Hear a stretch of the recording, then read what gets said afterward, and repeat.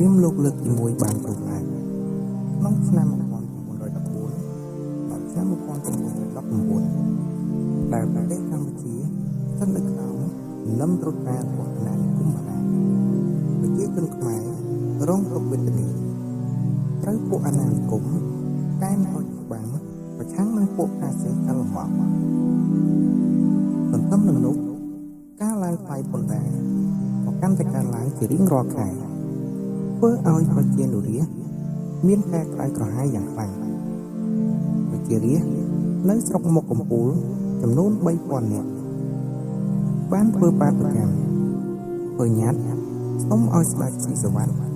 ជួយបន្ធូរបន្ថយអំពីបញ្ហាពន្ធដារនេះសូម្បីតែធម្មជាតិក៏មានការក្តៅក្រហាយពុះកញ្ជោខ្លាំងដែរដូចជាមានរន្ទះបាញ់ចេតិយព្រះវិហារព្រះកែវមរកតត្បូងនិងខែដកន្ទុយជាដើមនៅខេត្តកំពង់ឆ្នាំងក៏ដូចនៅខេត្តដទៃជាដែរជារាមានជីវភាពលំបាកលំបិនធ្វើឲ្យគ្រួសារមួយត្រូវព្រាត់ប្រាសប្រពន្ធកូននាងតុំដែលជាប្រពន្ធសុវណ្ណត្រូវស្លាប់ដោយសារជំងឺខ្វះថវិកាព្យាបាលចំណែកសុវណ្ណលំបាកក្នុងការថែទាំកូនតូចផងក៏ទទួលនាងតំធ្វើជាភរិយាដោយមិនបានរៀបការតាមប្រពៃណីជាតិរបស់ខ្លួនការដំឡើងពន្ធដារនៅខេត្តកំពង់ឆ្នាំងដោយសារការគ្រប់គ្រងនិងអំពើជួសជុលសង្កត់សង្កិនរបស់រាជការបារាំងសាសប្រជាជននៅភូមិក្រាំងលាវមានសម្លាញ់ពីអ្នកឈ្មោះជួននឹងនៅបានរៀបចំគម្រោងការសម្រាប់ប្រេស៊ីដង់បាដែរដែលអនុវត្តអំពើព្រៃផ្សៃយងខ្នងនៅពេលដែលវាចុះទាបពន្ធដារចេតនារបស់ជួននឹងនៅក៏មានការចូលរួមពីក្រុមអ្នកខ្លាំងក្លាចំនួន20នាក់ទៀតនៅភូមិដើមអំពិលមេឃុំប៉ាល់បានក្តាប់អំពីរបាយការណ៍ជីវភាពរស់នៅរបស់ប្រជាជននៅក្នុងភូមិគប់សំនឹងការលំបាកក្នុងការទាបពន្ធដារសូមថ្នាក់លើទានលែងដើម្បីយកពីខ្លួនរេស៊ីដង់ម្ដាយបានចេញទាបពន្ធដារដោយខ្លួនឯងលុះដល់ថ្ងៃទី18មេសា1925ការទាបពន្ធដារមកដល់ភូមិខាងលាវដែលដឹកនាំដោយរេស៊ីដង់ម្ដាយកងរក្សាសន្តិសុខឈ្មោះឡាចអ្នកបកផ្សាយម្នាក់ឈ្មោះស៊ូននិងអ្នកដាំស្លម្នាក់ពេលនោះ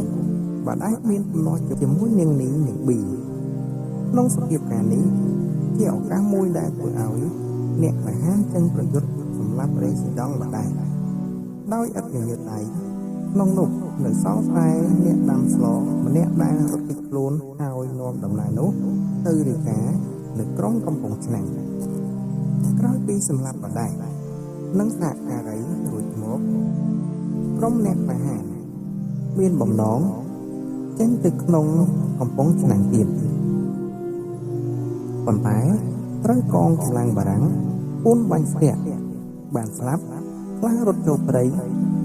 នៅក្នុងភូមិទាំងស្រែអ្នកក្លាហានត្រូវគេបាញ់សម្លាប់ក្នុងនោះមាននៅរីឯជួនត្រូវគេចាប់ខ្លួនទៅដាក់គុកនៅកោះត្រឡាចចំណែកប្រជាជនត្រូវរត់ចោលភូមិឋានទៅរស់នៅឯក្នុងព្រៃរឿងសម្លាប់បាដែរធ្វើឲ្យមានប្រតិកម្មយ៉ាងខ្លាំងពីសំណាក់កុងសីសេនាបតីអាណានិគមបារាំងព្រះបាទស៊ីសុវត្ថិបានចេញសេចក្តីប្រកាសមួយឲ្យបដូរឈ្មោះពីភូមិក្រាំងលាវទៅជាភូមិដេរេខានវិញអស់រយៈពេលយ៉ាងតិច10ឆ្នាំព្រមទាំងឲ្យសាងសង់ចេតិយ